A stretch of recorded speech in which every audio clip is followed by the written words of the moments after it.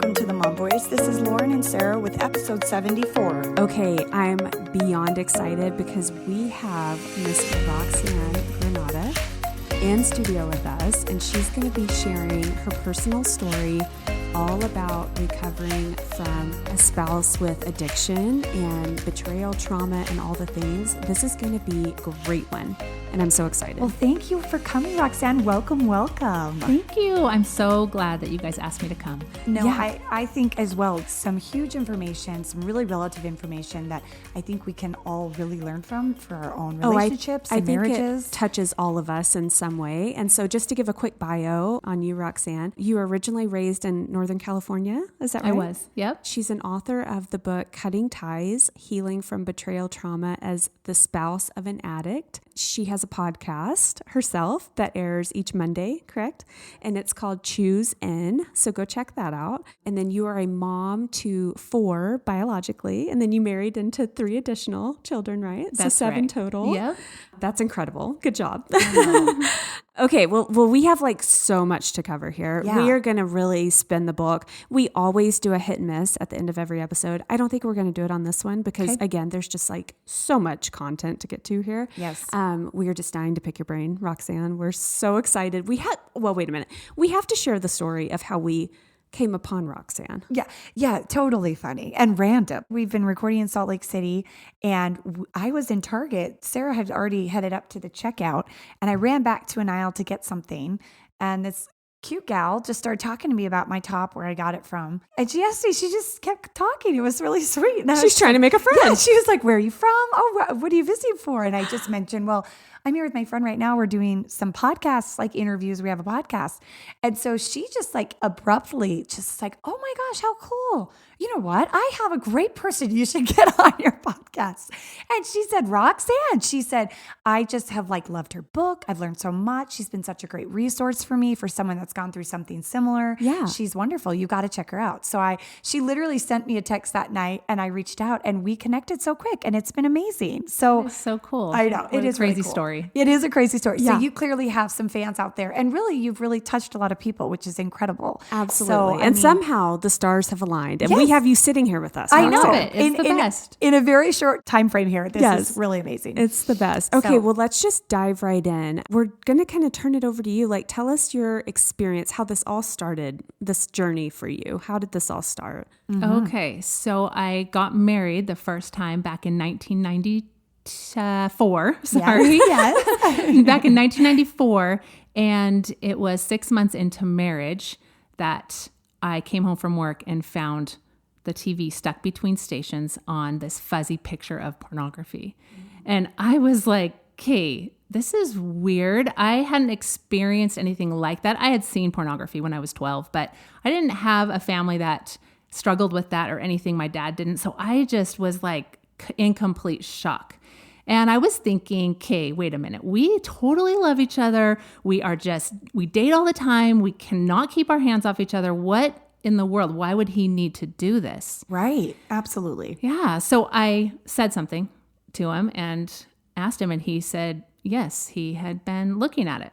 So it was interesting at that moment, though, for me, was even though it was just this fuzzy picture, where since then, with everything I've been through, I have now seen a ton of it. So I get the severity that it gets to, but this is just, we're talking very small in comparison to what I later found out. But even in that moment, I felt all of these feelings and emotions in my body that I had never experienced before.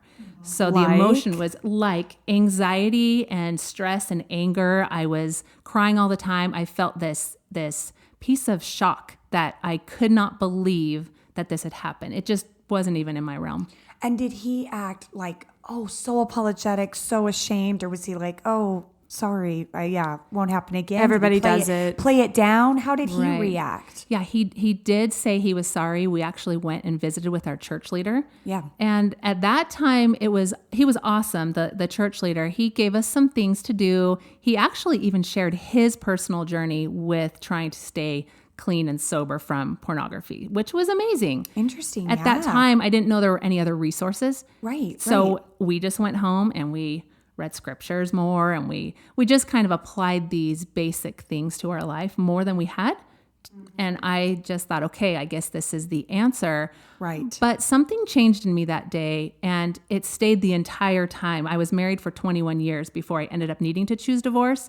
But all those years, I was never able to regain trust for my husband again. And that is really the hard part. From that day, from you felt that shift happen from that day. Yeah. And not that it couldn't have, though, but as we went along, which we'll get into, I'm sure, I never felt that he was choosing into recovery in a way that felt safe for me. And over the years, I would keep finding things over and over and over. At the beginning there, was he reassuring to you and like committed to making this better? I want you to be happy. I want you to forgive me. Or again, was he kind of like, I don't know, simple and basic about it? Yeah. For him, the way he kind of worked was that he was always so sad, but he never came forward in all the 21 years. He didn't come forward to say, hey, I'm struggling. I have an issue. I'm having a problem. I would question him and he would say, no, I would never. I love you so much. And he would lean in and try to kiss me and I would just look at him, and I would always have to be in this place of discernment, trying to feel and see if he was being honest or not. And at times I had evidence and at other times I didn't. Oh, and that has to be so hard. The trust in a marriage, any relationship, I mean, it has to be there. So that had to be just so hard for you. How long did he say that it had been going on? Did he say, oh, this was a one-time thing, or just I've done it a few times, or was it like a year or two problem that he never came forward with? This was a problem that started when he was 11, which that's most people who struggle with addiction, they started when they were younger. Yes. Not usually older. Right. And so exposure just with the friends or the stupid boy. Did he thing, share his experience? Yeah, not at that time, but a few years in, I just kept finding things, and eventually we got into counseling and 12-step work and other things, and I learned about where it started, and he was open about that. Mm-hmm. So really, the thing is that I learned that was key later was that it didn't matter what I did, who I was, what I looked like. This was something he came into the marriage with already. And did that affect, so in those early days, did it ever hit your self-esteem? Like walk me through those feelings, because I think if I were in those shoes, I think we've talked about this before personally, Lauren, like I think it would place such a number on my mind of I'm not thin enough. I've got too much cellulite. He doesn't love me enough. Or even all the things. But like you said, I mean, obviously we realized through it all, it's his problem. It's nothing to do with you. But in those tough times, how did you feel? How long does it take you to get to that point? That's what I'm saying. Is that a 21-year process, or were you able to get there earlier on? Okay, well, I didn't start counseling until way later. I didn't grow up with counseling. Not that I thought it was totally wrong or anything. I just didn't think you do it. And I just thought, I can do this. I can save this. But yes, to your question, I absolutely, over the years, okay, I'm going to be cuter and smarter and sexier, and I'm going to greet him at the door when he comes in, and I'm going to give him all the love he needs so that he doesn't need to have this. Right. So I didn't start counseling. I started 12-step in 2012, which was 17 years into marriage. That's when enough evidence came out where I caught something where I was like, okay, this is something bigger than just that he's making dumb choices. Mm-hmm. Right. But so all those years before, though, yes, I did feel I was always trying to, look different a little bit or be skinnier or whatever. But I learned that it does not matter. I promise you, it does not matter what you look like, what you do, because we were together Valentine's Day, obviously, romantically, intimately. And the next day,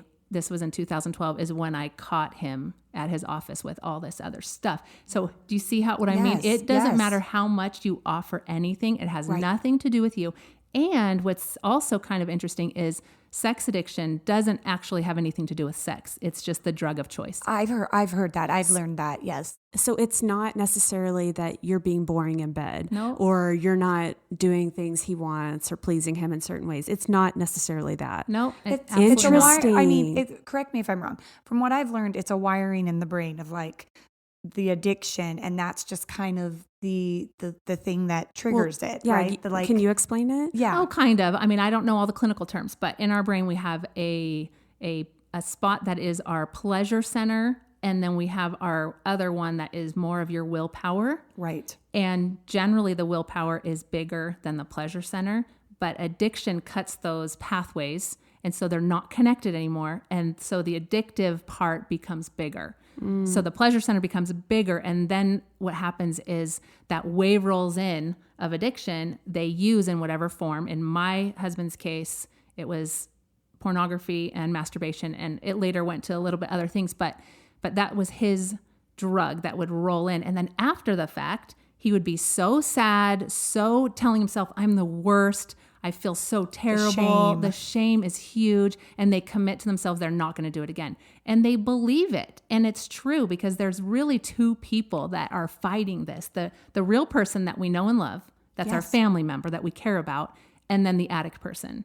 And so it's really a fight that they have to choose into to decide, are they going to let who they are really win, or are they going to let the addiction win? And can you win that battle? Do you think in your experience, is somebody who might be dealing with addiction, are you able to overcome that person? Is the addict able to overcome? Yeah. Absolutely, 100%. If they do the work, if they do it. So at what point did your husband start, putting in that work, did he? Did he start a counseling program? Was it right off the bat? Did it take a few years to kind of move into that? What was his path like? Okay, so in 2012, when I caught him at his office, Yep, we again went to go visit our church leader, and I'm just praying in my mind the whole time, going, "Okay, he needs to tell us something more than read our scriptures." Like I feel crazy, and this is now. It's just getting ridiculous, at least on my end, because this is not okay. Right. It's not good. And he did. He introduced us to the 12-step program. So he committed us to go for 4 years because in addiction, to recover from addiction, you need recovery for 3 to 5 years. Really? Yeah. So to rehook together those neurotransmitters. Yes. Yes. And so he committed us to 4 years, and we started going. We never missed. And like every week. Yes. And we became, I don't know if you're familiar with 12-step, but there's a facilitator in the group. So you've got the people who are in charge, and then you have somebody who kind of starts the sharing. You've seen them on movies where it's like, "Hi, I'm Roxanne." Everybody says, "Hi, Roxanne." And then I say, "So this week," right? So I was a facilitator. He was a facilitator for his group, and he was just playing the part so well. So a year later, 2013, things were so terrible. And I was just praying about it, going, "Okay, this is crazy. We've been doing this. Why are things so much worse?" And he told me it's because God, I'm talking about God. Okay. God, he's like, he's not telling you the truth. He's actually lying. And he goes, he's going to need to leave. You need to ask him to leave. And I was thinking, what? No, like I have these kids and we're happy and I love him. He can choose us. How can he not choose us? We are the greatest, right? So I'm just thinking this is insane. But again, I just really felt that even though I didn't have evidence, he needed to leave or he needed to get help. So I told him that I had family in town that weekend. It was just, families, it's just, they're there and you're just thinking, why is it this weekend? But I told him on Monday, you would need to leave. And he just said, "You're wrong. Your inspirations are off. You're crazy. If you get medication, I will stay with you." And I said, "I am so sorry, but I do not believe you. You will need to leave on Monday." So was this a spiritual journey for you? Like 100%. Throughout the whole process or just towards the end? Well, you were leaning on your faith throughout this just to kind of get through it. And was this the only time you were inspired by this, or was there markers along the way? Oh, all along the way. And the only reason is because as I was going through it and I felt so chaotic in my insides and trying to manage, and it was like hands to my head going, I do not know what to do. I do not know how to do this. It was like either I was going to die in this spiral of my own craziness. Insanity, yes, truly. Or I was going to go to God and be like, do you know more about this than I do? And I just had to decide to give it over, because I didn't know how to do it myself. So can I ask, I'm sitting here thinking, taking it away from the moral part of it, that like so many Christians, religious people like see it as a sin, right? I feel like so many people are okay with it today. Do you feel like it can be harmful to a relationship, even if you're not looking at it from a moral standpoint. Do you understand what I'm asking? Absolutely. So I'm curious your standpoint on that. For sure. And I get that. Whether you believe in God or a higher power of some kind, it really comes down to the lies and the manipulation and the deceit. Yeah. So in any relationship, nobody wants lies, manipulation, and deceit. Absolutely. So it's like that. Now, I got my inspirations from God so much. I attribute it to he is my higher power, and he would send me things, whether it was people or posts online or anything. And that, if you're not religious, those things are still coming into your life and happening Yes. with you. You'll Yeah. see a post online and it was meant right for you. Right. And you know.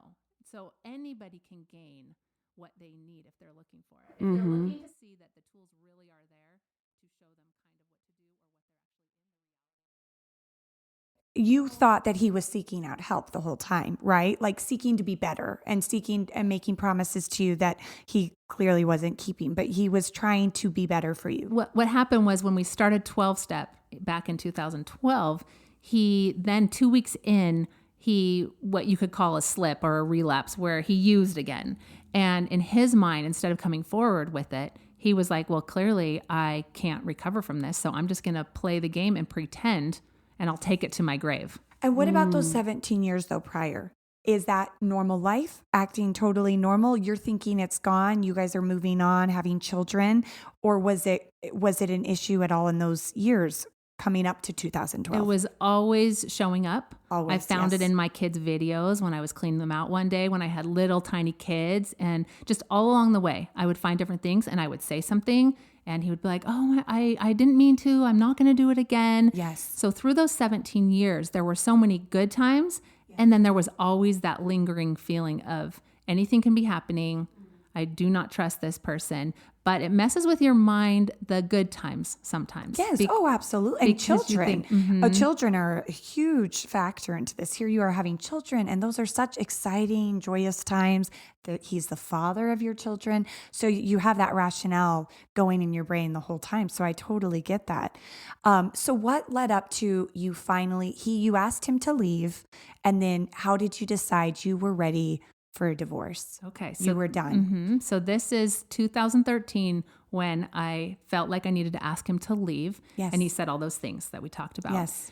So he left for the day and I started grabbing laundry to do. And I pulled a pair of shorts off of the shelf and a key fell out. And I knew what it was. He had lost his office key like a month or so before. And I knew what I needed to do.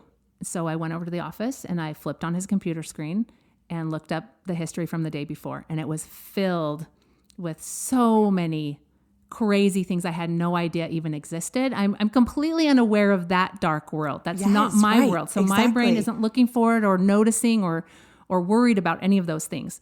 So I found a whole nother level of where his addiction was. And does your heart drop in that moment? What emotion comes in that moment? Yeah. I'm just curious. Oh, absolute shock, panic, Rage. fear. I grabbed the garbage can. I'm thinking I'm going to throw up because this is stuff that is not okay at all. And so I'm just kind of freaking out going, oh my gosh, oh my gosh, oh my gosh, like just over and over. I took pictures of the screen, and that night he got in bed. So this is a Saturday night and I'm telling him he's leaving on the Monday. That's kind of where we're at. And we get in bed and he says, I just have a few things I want to say. And I'm like, okay. And he pulls out this list and he starts reading off this list of things that are wrong with me. I know. And I just thought how grateful I was that I was already prepared Yes. to not go into this thing. I mean, that's like gaslighting. I don't know if you guys are familiar with that, but making your reality not true, trying Yes, to that make manipulation. It false. Oh my gosh. Yeah. And so I'm looking at it, I'm just thinking, this is crazy. Like addiction really steals a person. Yes. That Yes. it robs them of their life, honestly. It really Yeah. does. Because to do that and act, and he's so calm and reading this letter and just, I don't know, it was crazy. So then I just said, well, I just have one thing as well. And he's like, okay. And then I just started reading word for word the whole list. I know. Oh my gosh. And then he sunk and then he cried and then we talked all night. I just have a pit in my stomach. I I know. can't even imagine what you felt that day. But maybe also you it was such like, it was just the tip of the iceberg. I mean, you have been feeling that for so many years. Or it was such a relief. Yes, and it was your a, out. It was your out to an be. exhale of the years leading up to it. Like, okay, this is where we need to go from here. Right. Although the story is so hard, and maybe you know family members or friends that have gone through this, or you watch people in abusive situations that don't leave or that don't see it for what it really is. That's still where I was, because I was trying to save a family, save a marriage, save a person. I really carried this burden that I could do this. Yes. And so even at that time, so he cries and he's emotional. The next day we visit our church leader. He makes all these different commitments. He tells his parents, I told his parents, he then told my parents. My parents cried with us. They hugged him. It was a emotional experience, very loving. And then I felt different that he could stay. And my answer, it's interesting in life, because one day the answer might be one thing and the next it might be something else. And that's all because of our willingness to choose into change and being that in that humble space. Mm-hmm. So I saw humility at that moment. But what I learned later, because at that point, then we got into counseling and started learning, and I started healing what I needed to heal so that I could think different and be different and not try to save him from the consequences of his actions, his codependency, and seeing things clearly, and let those kind of things just kind of fall the way they needed to be. So prior to this point, had you not been in counseling yourself? Mm-mm. Okay. Yeah. No. And so is this where you learned about betrayal trauma, or had you learned about that before? I learned about it in 12-step.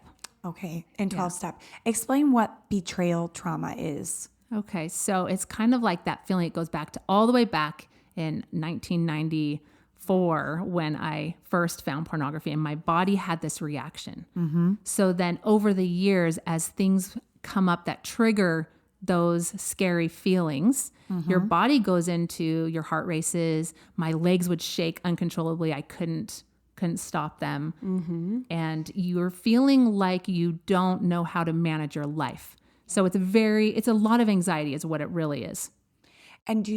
So you you had betrayal trauma from day one. So going all these years, does that just get more severe, or were you doing things to help kind of control that and treat that, or you didn't address it till your counseling towards the end? I didn't address it because I didn't even know what it was. I didn't even know that what I was experiencing was anxiety, for one. I hadn't ever experienced it. So I didn't even know what that was in my system. Mm-hmm. So I didn't learn that till later. Somebody told me, oh, no, that's anxiety. I'm like, oh, wow. Yeah. I mean, it's normal now, but I had no idea what it was. I mean, when and how do you treat betrayal trauma? Like what is the counseling, the recovery for that? Right. It's important to get the recovery because it really is like PTSD. Yeah. Because your body responds. So over the years, I would be places in public. Places that would trigger me would be people that were not clothed very much, which I later learned they can be wearing a turtleneck and he can make a story in his head. It doesn't really matter. So he either is a healthy-brained person or he's not. Mm-hmm. But those things, being out on vacation, things like that would trigger me because of the way he was also and because of my own trauma that had happened, that shocking feeling. The trust. So you do. You need counseling for it. It takes a long time. It really does. But you've been in this accident, really. And if you were in a car accident and you were on the ground, people would expect that you would need the help you need. Yeah. You would have casts and you would have physical therapy and you would have maybe even counseling because maybe a car hit you and you have all this trauma around that, right? And everybody would be like, yes, of course. And you would get food brought to you.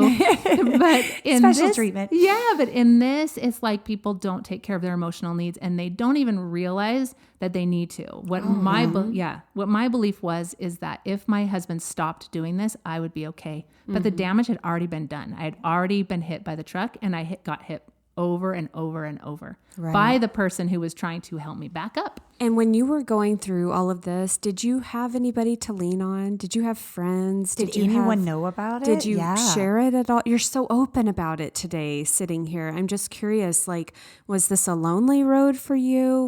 What did that look like in 1993 and 4? And it was super lonely for sure. Yeah, I chose not to tell anybody.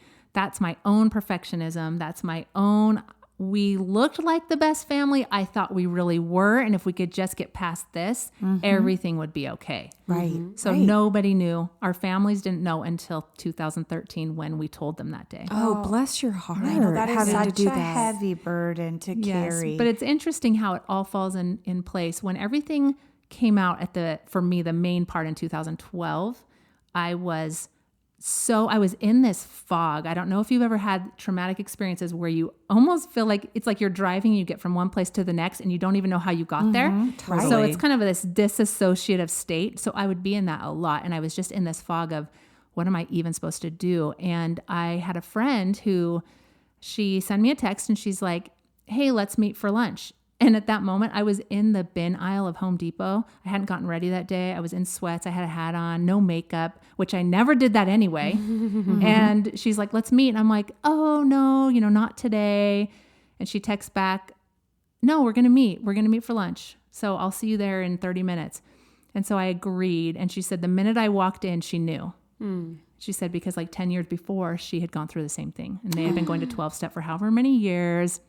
So she was like this person we sat and just talked forever. And it's just kind of neat. She was at her daughter's school helping and she's walking out and she starts texting me. And then the minute I said, no, I don't want to go, she's like, oh, good. I don't even know why I'm texting her. I don't even want to go to lunch.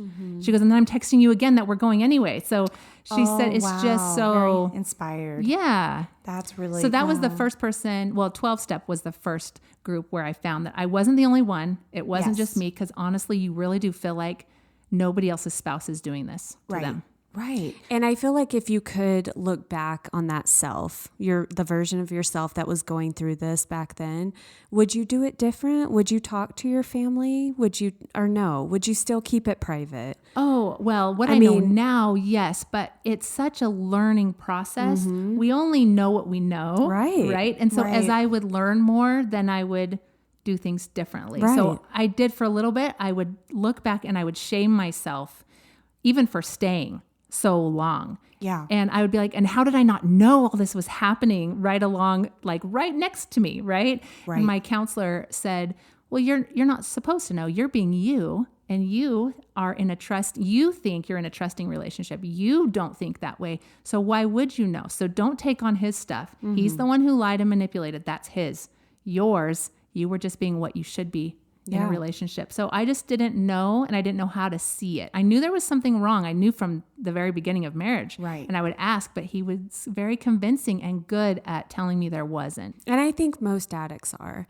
I think most addicts, like you said, in the moment that they've been discovered or, whatever, they do feel horrible and they do feel guilt and shame and all the feelings, and they do love you. That's the hard part. Like knowing addiction a little bit, it's so tragic to me because they are split inside, like you said, and it's almost, they do have to make a choice of which route they're going to go down. Wow. And bringing up that reminds me too that, and the spouse, the wife, generally the wife, but she also has a choice of what road she wants to go down. So where I was is I found that I wanted to save him and save the relationship. Where if I would have looked at myself and watched myself dying inside and knowing if someone had told me early on that I could choose me and it was okay to choose me, then things might have been different. Yeah. And I think that's a message that needs to be said more, especially in, churches, religious groups, whatnot, where divorce is looked down upon so much. And don't get me wrong, like I think you need to fight so hard for your marriage. I really do. But I also think there's some deal breakers. I really do. Yeah. And I think that's a good message. Both to people share. need to be fighting for it. That's the difference. Usually in addiction, if the addict doesn't want to fight for it, the spouse is doing all of it. And it goes back to being that equal partnership. If your spouse is doing the work and wants to change that addiction, then absolutely stay and fight. Yes. But if they don't, and you keep seeing it over and over, that their actions are showing you different than what their words are, then you can't carry them to safety. You really can't. And it breaks my heart when you say that. Really, you never trusted him. I think of a relationship and how hard it would be to be in a relationship with someone if you did not trust them. Trust is such like a core principle in any sort of marriage or relationship. So that's such a challenge. I mean, It is and it isn't. I can also see as you have kids and it Yeah, gets and how you busy want to and life believe. just starts rolling. I can Yeah. see how the years tick by. I really can't. Like you're parenting and you are In the in this grind of marriage and everything, you're in the yeah. extracurricular activities and the vacations and all the things. Like I can see how you end up 15 years later, like then dealing with something that was there a while back. You know what I mean? And what did that look like? So here you had 4 kids together. Is that correct? Right. I mean, so you're starting to have children, and I do want you to, we haven't even gotten to the moment you decided you do want a divorce, but like having the kids like play into that and raising kids, how old were the kids and when, like, yeah. And again, how did you decide like, okay, I can't do this anymore. I do want a divorce. With the kids, I saved them from it all until later on. So Yes. 2013, we just talked about. A whole year later, again, we're at an all-time low. Yes. And it's worse than ever before. And at that point, I knew I needed to tell him that he needed to go to rehab or he needed to get out. So there is rehab for sex addiction, 90-day programs, just like other addictions. Yep. And he said he wasn't going to. He was going to divorce, and he would tell the kids on Monday. This was it was a Monday. It was a Monday, and he would tell them the next Monday that we were going to get divorced, which I thought was strange. But I was like, all right, well, we have a week to try to get him to change his mind that he'll go to rehab. And I called in a prayer intervention between his family and mine. And we just, every day I would wake up and pray and be like, okay, what am I supposed to do today? And nothing was changing. And it was just terrible. I knew I wasn't supposed to say a word to him that entire week, like not a single word about anything. So every night I'd get in bed, say nothing. And I just kept myself back because he wasn't going to hear me at this point. I needed him to have a change of heart in some other way other than me. Because at this moment in his mind, I was the enemy. I wasn't his teammate. And so he doesn't want to hear anything from me. So I just stayed quiet, which is hard to do when you're like wanting to say something. Well, and I was going to say, could you really sleep next to him? I just feel like I would just want to. Yeah, Lauren's probably a little more aggressive. than Yeah, I you know. are. But I just don't even think I could be in the same room as him. No. Like, did you feel that way, or were you feeling like compassion for him, or were you angry at this point, Or robotic at this or point. were you just going through the motions and numb to it all? Never numb to it all. Yeah. I always wanted to stay in the present of what was happening. And so it Good. was hard. I slept in my closet a lot. I just had my pillow and blanket in there, and I would listen to really soft music. I could not, my soul honestly was so shattered. There were sometimes, honestly, I would try to get in bed and I felt like I wouldn't wake up the next morning. And I would even tell him I really might die. I was so brokenhearted. I couldn't believe it. But in that time, laying next to him, no, I didn't sleep a lot in those years because even the energy of it all, we don't get along, and he feels different than he ever has before because things are worse and he's doing things that are dark. And so it's not good. Right. So but at that point it was Sunday night. So almost a week had gone by and nothing had changed. And I was in my closet. And again, I was praying. And for me, that's just how I did this journey. So I was praying and I was like, how is this possible? How does one person's decision change an entire family of good people? Just And it does so heartbreaking. often. And you're I couldn't scared even for the believe kids. It. I could, you don't want them to know about the divorce, anything. Oh all yeah, of you're this. just thinking this is crazy. And so I'm praying and I get this text and I look over and it's my brother and he says, "Don't worry, angels are on their way." And I was like, I know. And I could feel it. It was like, oh, I just calmed. My whole body calmed and I'm like, okay. And I got in bed and I just laid there. I said nothing. And after a little while, my husband started talking and he just started coming down, down, down, meaning pride. It just started coming down and he started talking and he agreed to go to rehab. 2 days later, I drove him to rehab and dropped him off and just thought, what an amazing miracle. And that's where it shows that really the tools are always placed in front of you. First of all, he had me who was really striving to do this with him. Oh, you're fighting with him. Yes. I'm Well, like for him. For Yeah, him. go, For him. We're doing this. Yeah, you are. And now here we are. Okay, it's going to be rehab. And anyway, so I don't know. It's And did he amazing go that- through rehab? He did go through rehab. So he went through it. He loved it. I picked him up out of rehab. That was August of 2014. And I gave him a year to choose into recovery. And what do you mean by that term? I've actually Choose never in. heard that term before. Choose in to recovery. Okay, it could be anything that we're choosing into. We're always faced with decisions in our life of which direction we're going. And are we going to see reality clear? Are we going to see it and go, okay, I have a choice to make here? Are we going to choose into what is before us, the tools, or even reality, seeing our situation for what it really is? So in this case, choosing into recovery means, am I going to do the work that it takes, the counseling, the 12-step, in his case, rehab? Am I going to continue doing what I need to do in order to have a healthy life and a healthy family? I have seen this. I have seen this experience in my life, and it is they learn, and you learn that it's a choice every day. They get up to make that choice that they're going to keep active in their recovery. They're going to make those right choices for themselves. So it really is an everyday battle for an addict. And so, yeah, it takes a lot of effort, a lot of commitment, and hopefully just a lot of love that they want this to work. And I think a word of encouragement I've seen in my life too, being the observer, I think, you can do all the praying, you can do set up all the tools, make all the meetings, make all the appointments, but you cannot force that change of heart to come about for that person. It does have to be their choice. And I have seen it in my life too. And it is just an incredible miracle. It's a miracle. When they do make that choice to choose in. I like that term, to choose in.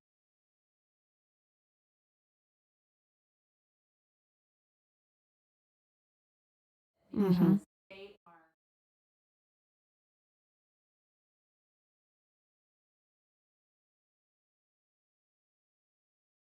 Well, in a way, they are survivors. They do, because I personally believe that some people are chemically, genetically predisposed to fall into addiction. If you look at my family tree, my pedigree, we have a lot of addiction, and I worry about that for my own children, that they're going to be genetically loaded in ways, and how am I going to parent them to prevent that and things like that. And so I do look at people, like you said, who come out of it the other side, and you can truly see the change of their heart. It radiates from them, and it's incredible. They've almost been through war and come out a survivor. It is that, for sure. And when you look at, usually it starts when they're little children, and if you look at them as a little child, and you think of your own children at that age, at 8, 9, or 10 years old, or even younger. I know a lot of addicts who start at age 4. Oh. So their life has been taken from them, and you would love that child, and you would be like, okay, we're going to get you the help you need, and I'm with you, and it would be fully supported. Mm-hmm. But when they are 40, you're like, are you kidding me? You want to be angry and mad and judge and hate. But these people that it's happening to, it's not just what we think about, the slimy people in the basement of their house that never leave. It really isn't. This is happening to the people that are in our families, people that we care about and love. Oh, absolutely. And they do recover, though. Like you said, I know several. Some do, some don't. The ones who want to be honest and who come forward and say, hey, I'm struggling right now, those are the ones who recover. Yeah. The ones that you have to catch don't usually. I heard a really great thing, and I wish I would have looked it up before, from a speaker, about how shame cultivates the addiction, and how when they hide that, and there is unfortunately with religion and a lot of our faith and things, I know that shame can be so thick and so heavy, because we always want to make good choices and do the right thing. And so when we make those wrong choices, we hide them, and we just, it becomes a cycle. Yeah, it becomes of self-medicating, and then that shame, all the things. That shame grows, and so there is something to be said for when you make a mistake, anything, seeking help or talking to someone and trying to get to the root so fast. But we're not even we don't think that way. We think we're going to be, we're judged, we're embarrassed. And you just hide it, and then that shame just makes that addiction and that problem grow. I'm at the edge of my seat. Did he choose in at the end of his rehab? Right. So and recovery was amazing. His rehab was amazing. He loved it. So I picked him up. I gave him a year to show that he would actually do the recovery tools. Because what I had found at that point, when he was in rehab, I had his phone, And I was just holding it and I'm like, okay, God, if there's things I need to know, if he has another life that I'm not aware of, I need to know. And Show me. He showed me, and he showed me so many things that were not going to be okay for me to ever be in again if he didn't recover. So when I found all of that, I called the rehab center. I talked to his counselor and I said, look, I just found all this stuff. And he said, don't tell him about it yet, because he's right now in the middle of writing his disclosure. And a disclosure is your entire life history of what you've done, because they need to be open and say everything, even the embarrassing things that they've done in their addiction, so that they don't turn to him. It's kind of like cleaning out the closet, every corner, every cobweb, so nothing's in it. And at that point, he hadn't put any of this new stuff in his disclosure. So he was keeping that out. So the counselor said, don't tell him. He needs to come with this. And so every time he'd come back with it, the counselor would say, no, I don't think it's complete. I don't think it is. And he finally did put everything in it, at least that I'm aware of anyway. But I asked him, okay, this stuff is non-negotiable for me. This stuff is scary, and I have teenagers at my house, and this isn't okay. And he said, I asked him, is he going to recover from this if he does the work? He said, absolutely. He will completely, absolutely abhor what he's done if he chooses recovery. Mm-hmm. And so I'm like, okay. So when I picked him up, you have a year to choose recovery. His counselor had this list that was great. You live this list and you will stay sober and you will live in recovery. Yes.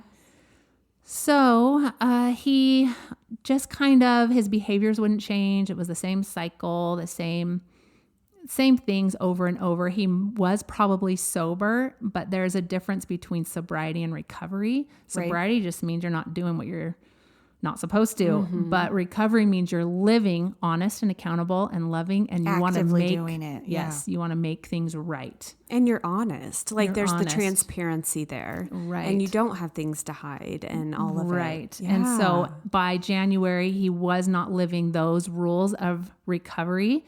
And so we separated, and we did an in-house separation at that point. That was January of now 15, mm-hmm. now 15. And so then at that point I was just like, okay, you go do your recovery in your own room. If you do or don't, I'm no longer managing any of your stuff. I'm just going to sit here and wait and see what happens, and I'll work on my own healing.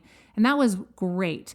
But by March, we were in the counselor's office. He was gaming a lot. He was hiding things, and the counselor had him write on this list how he rated himself in certain categories. And he rated himself a 5 in honesty. And so the counselor says, okay, so you can see how Roxanne has to look at you every time you say something and discern if you're honest or not. Mm-hmm. And he says, you guys should be so happy, because I used to be a 1. I know. No. And I looked at him, I said, you know what? I honestly would. I would celebrate with you. I would be so happy for you that you got to a 5 if you aspired to be a 10. Yeah. But you think 5 is good enough. Yeah. And he does.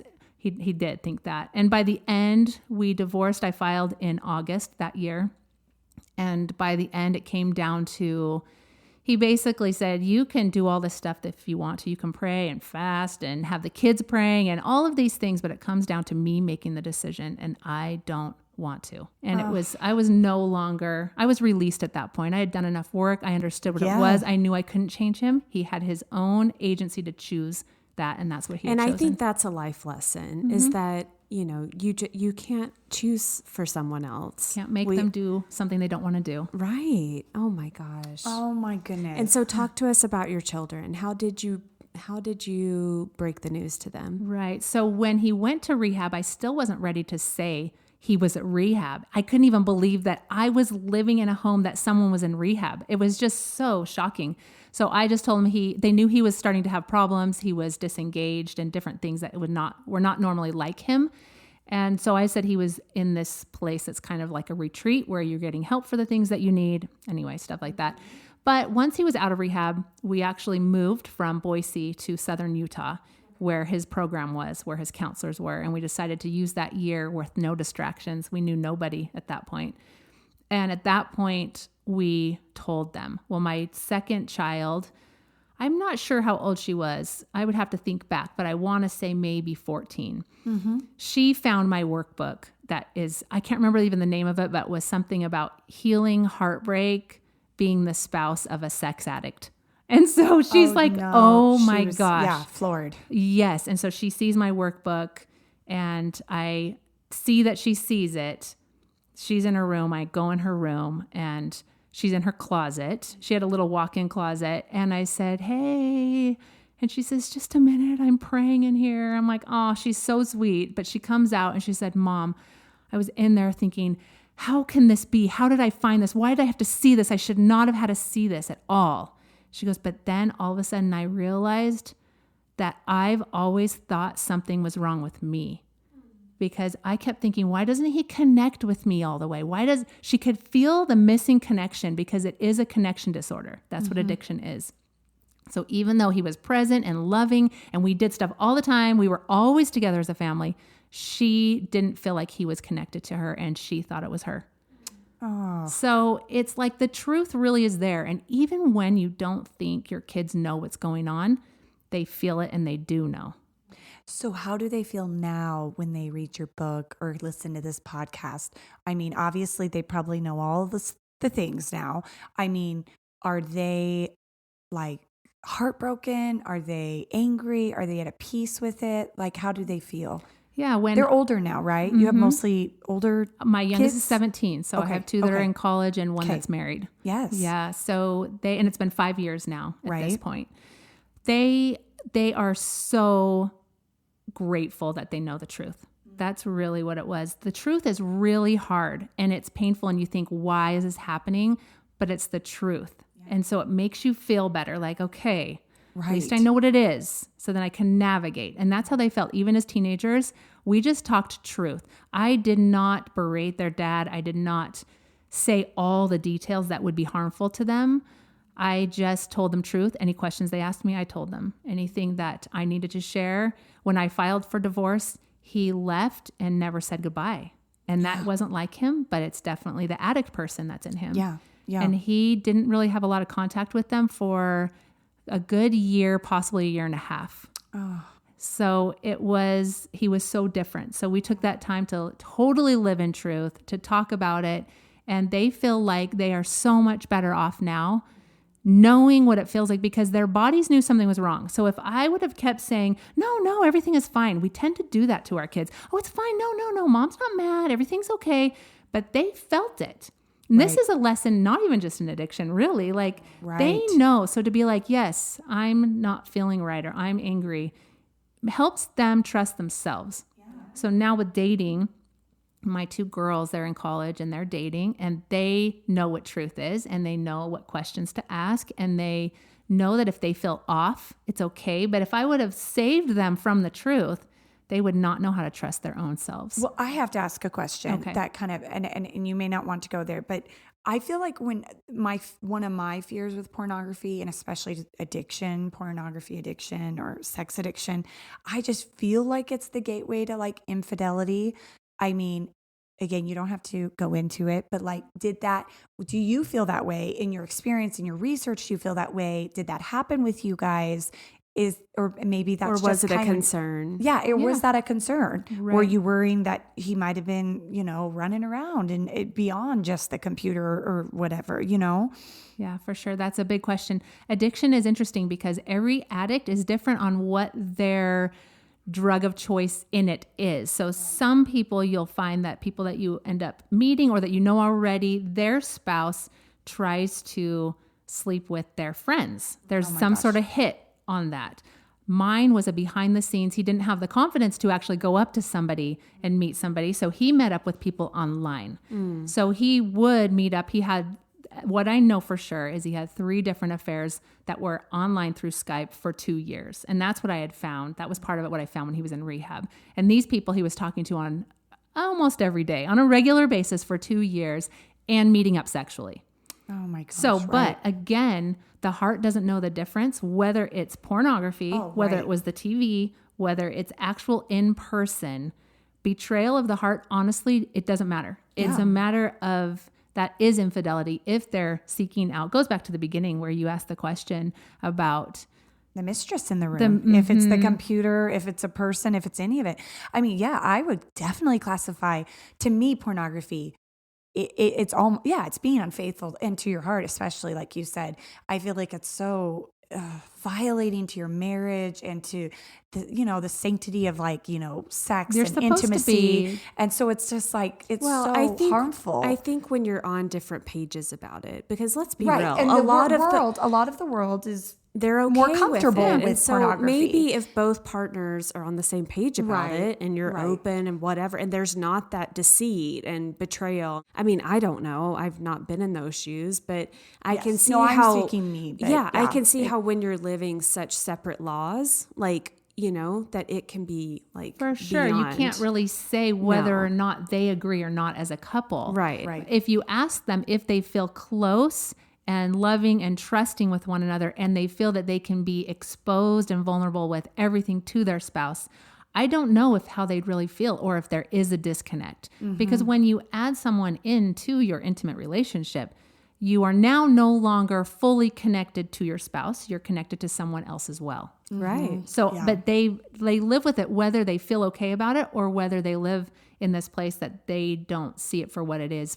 They just have decided it's okay. Right. Or they're telling themselves that it's okay. Yeah, right. Or it's not a problem. Everybody does it. Oh, whatever. I know, right. Right. I mean, if you could narrow it down to some lessons that you learned from this. I heard you say you touched on agency, that, obviously you can't make somebody change, essentially. What are there any others, overarching lessons that you learned from this whole process? From all the women that I've talked to or met with in groups, the main thing is that we as women, for some reason, think we have to be the caregiver and take care of someone else to make sure that they don't fall to their death, right? So if anything, it's that codependent nature that says we will sacrifice our own self for the well-being of someone else. But in this case, we instead, what is better is to, okay, I've been hurt. This has come out. What do I need for me to gain my own strength, to see clear? Because what happens is we don't see clear if we're trying to save somebody else. We need to see clear what's going on, how we're feeling about it, and take care of our needs, because we're swirling inside. And then on the outside, we're pretending that all is well. So seeing clear is really important, and healing your own wounds. There is trauma and shock and betrayal and the self-worth that we talked about earlier. All of those things are so important to heal in yourself. Otherwise, you're going to stay in these abusive patterns. And also, this is abuse. Lying, manipulating, deceiving is abuse. And so a lot of times people say, well, he's not hitting me. I honestly had no idea I was in an abusive relationship. I think of myself as very strong, very bold. I've talked and spoken things for business all my life. Yet here I was in this relationship and I did not see it for what it was. Yeah. The gaslighting where it changes your reality and you're thinking, okay, well, maybe I am wrong. Maybe they are okay. Maybe it's me. That's abuse, total abuse. So it's emotional abuse. And so that's another thing. It's like when we look at it for what it really is, we can get the help that we need. Oh my gosh, absolutely. And just really quick, last point I kind of want to hit on. Now that you are co-parenting with your ex, have you been able to kind of separate it yet? Like his addict self from the father of your children? Like, are you still in that learning process? No, that works just fine. And I had to get to the place where what he does is no longer any of my business. And what a lot of moms or people talk to me about is, how do you let your kids go over there? How do you navigate that? I don't want to get divorced because I don't want to have my kids there. Or lose that control. Yeah, lose too. the control. And what we need to realize is that we also, just like we couldn't control our spouse, we shouldn't be controlling our children's circumstances or experiences. And yes, some terrible things might happen, but our job is to then guide them and walk them through it and show them truth. If we save them from the other parent's faults or weaknesses or bad behaviors, then they're not seeing the whole truth, and then they don't get to make the decision for themselves. It really is their journey here. And they'll discover it sooner or later. Right. 9 times out of 10, they're going to come across it and might not have you to walk them through it at that point. Yeah, and the main important piece is to have your home feel like it's safe for them. So if they come to my house and they feel safe, and if they went to his and they didn't, and I'm not saying that they do or don't, but if that was the case, they'll start seeing the difference. When you grow up in just one home, that's all you know until you're out in the world. And then you're like, wow, my family was amazing, or wow, we had problems, right? Yeah, you don't know. Yeah. So seeing truth for everybody makes everybody feel better. I love that. Tell us about your happy place now, though. I mean, I loved, like, you have kind of a happy ever after, though, now. So tell us where you're at now with things. Okay. I recently got married in September. Yay. I know. It's so great. And we met 27 years ago, almost 28 now. No, you didn't. We did. We dated in college. I know. Isn't that crazy? Just for a short time, not enough to fall in love or anything, just a little bit of time. Oh my gosh. I know. And then he ended up marrying somebody different, and then I met somebody else and we got married. But this last year, over a year ago, our mutual friend, his roommate, who I'm still friends with now, he called him and said, hey, would you read a book if I sent it to you for your healing? And he's like, well, yeah, totally. And so he's like, okay, go look at the website. So he pulls up my book website at that your time. Beautiful picture. Yes, author and all. It's so funny. So he's like, oh my gosh, obviously he knows me. So he got the book from the friend, and he said the first time he read it, it was as if I was sitting on his bed reading it to him. He could hear my voice, he could hear the words, and I know, right? She's gonna cry. She tears at things I've like already this. been tearing, so great, but this right? is like the happy part. Well, right, because it shows that all the hell, I don't know if I can say that on here, but girl. all the hell Yes. you go through to see that there really are good things that happen alongside. And it does make up for it. It really does. And you know what? Maybe you both had to go through your experiences to be where we are. to meet where you Right. are today. Is he divorced or widowed? He's divorced, right? He's divorced. So he read my book. He read it like that. He was like going all the waves of the emotions, and I can't believe she went through this, and how did she do that? Yes. And then he stopped after he read it, and he's like, wait, I'm supposed to be reading this for my healing. So he read it again, and then he posted a review on Facebook, just on his own page. We hadn't had any contact in all those years. I was friends with him on Facebook, but he never used it. So now that he was single, I think is probably why he kind of was. Mm-hmm. But all of a sudden this review pops up of, I just read this great book. And so I messaged him and just said, hey, would you mind putting that on Amazon for me? Mm-hmm. If not, totally okay, but thanks for the review. And then that was it. Oh. So he just kept messaging me, and it was wonderful. And And the rest is history. I know, it's And so you guys great. are like the cutest little Brady bunch. Yeah. Like your pictures, I'm like, they're a beautiful family. It's worked out great, and the kids feel like it does too. I mean, divorce is terrible, and we wouldn't wish it on people. No. However, there is really awesome stuff at the end. And when you find the right person that wants to do the work with you, it makes all the difference. Oh my gosh. Well, let's just end it on that. I know. Again, her book is Cutting Ties, Healing from Betrayal Trauma as the Spouse of an Addict. Roxanne, you are a light. You're a fighter. You are all the things. Oh my gosh. I'm so impressed by you. Oh, thank you so much. So inspiring. And I'm so glad the girl in Target I came know up this to you, was Lauren. an inspired meeting. I'll have to send her a message. It was I great. think our listeners, and I know I benefited from this, and I just, this was Absolutely. amazing. And go check out her podcast as well. It's called Choose In. She also comes out on Mondays. We release every Monday as well. So yeah, if you like what you hear here, go hit subscribe, leave us a rating and a review, and you can find us online at the Mom Boys Podcast. Roxanne, do you have your website? That's right. Tell us the website you're starting. The website is my name. It's Roxanne Kennedy Granata, and it just comes out on Monday as well. Perfect. So exciting. So you It can has find everything on there. The book is on there. The podcast is on there. My mentor programs are on there. Everything's on there. perfect. Congratulations. Thank you. Awesome. All right, guys. Well, with that, we will leave you here. Yes, take care of each other. Bye-bye.